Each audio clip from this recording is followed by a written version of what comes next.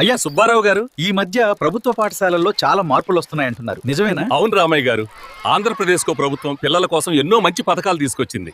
అవి ఏంటి సుబ్బారావు గారు? నేను చెప్తాను రామయ్య. మనబడి మన భవిష్యత్తు పథకం ద్వారా పాఠశాలలను కొత్తగా మార్చారు. మంచి బెంచీలు, ఫ్యాన్లు, డిజిటల్ క్లాసులు ఏర్పాటు చేశారు. డొక్కా సీతమ్మ మధ్యాహ్న భోజనం పోషకాహారంతో ఇస్తున్నారు.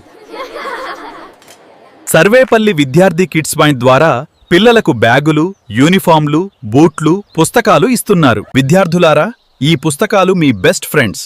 బాగా చదువుకుని భవిష్యత్తులో ప్రకాశించండి. ఉపాధ్యాయుల కృషి నిజంగా అభినందనీయం.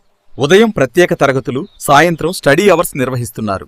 బలహీన విద్యార్థులపై ప్రత్యేక శ్రద్ధ తీసుకుంటున్నారు. తల్లికి వందనం పథకం ద్వారా పిల్లల చదువు కోసం తల్లులకు 15,000 రూపాయల ఆర్థిక సహాయం అందిస్తున్నారు. దీంతో పేద కుటుంబాల పిల్లలు కూడా ఎలాంటి ఇబ్బందులు లేకుండా చదువును కొనసాగించగలుగుతున్నారు. మీ మాటలు విన్నాక నాకు కూడా నమ్మకం వచ్చింది.